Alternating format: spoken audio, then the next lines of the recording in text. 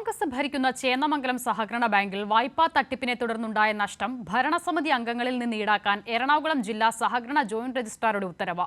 DCC അംഗം ഉൾപ്പെടെ 13 ഭരണസമിതി അംഗങ്ങൾ, 3 മുൻ സെക്രട്ടറിമാർ എന്നിവരിൽ നിന്ന് നഷ്ടം ഈടാക്കാനാണ് നിർദ്ദേശം. സഹകരണ വകുപ്പ് നടത്തിയ അന്വേഷണത്തിൽ 20.4 കോടി രൂപയുടെ ക്രമക്കേട് കണ്ടെത്തിയിരുന്നു. 2020 ജനുവരി 1 മുതൽ 2022 ജനുവരി 10 വരെയുള്ള കാലയളവിൽ നൽകിയ വായ്പകളിലാണ് ക്രമക്കേട് കണ്ടെത്തിയത്.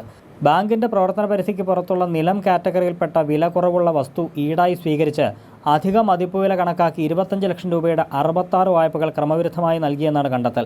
വായ്പ വാങ്ങിയവരുടെ തിരിച്ചടവ് ശേഷി നോക്കാതെയാണ് വായ്പ അനുവദിച്ചതെന്നും അന്വേഷണത്തിൽ കണ്ടെത്തിയിരുന്നു.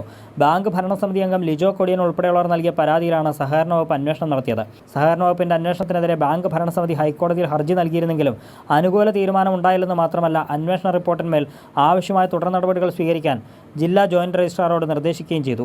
ഇതേ തുടർന്നാണ് 20.4 കോടി രൂപയുടെ നഷ്ടോത്തരവാദിത്വം ചുമത്തി ജോയിന്റ് രജിസ്ട്രാർ ഉത്തരവിട്ടത്. DCC അംഗവും ബാങ്ക് പ്രസിഡന്റുമായ K. Sivasankaran, vice president KG Raphael, മറ്റ് ഭരണസമിതി അംഗങ്ങൾ, 3 മുൻ സെക്രട്ടറിമാർ ഉൾപ്പെടെ 16 പേരിൽ നിന്ന് നഷ്ടം ഈടാക്കി ബാങ്കിന്റെ സാമ്പത്തിക ഭദ്രത സംരക്ഷിക്കണമെന്നും ഉത്തരവിൽ ചൂണ്ടിക്കാട്ടുന്നു.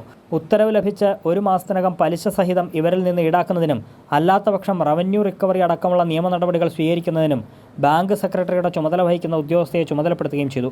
ഭരണസമിതിക്ക് നിയമസാധുത ഇല്ലാതായതോടെ ഭരണസ്തംഭനം ഒഴിവാക്കാൻ അഡ്മിനിസ്ട്രേറ്ററെ നിയോഗിക്കണമെന്ന് LDF ചേന്നമംഗലം കമ്മിറ്റി ഭാരവാഹികൾ ആവശ്യപ്പെട്ടിട്ടുണ്ട്. കൈരളി ന്യൂസ്, കൊച്ചി.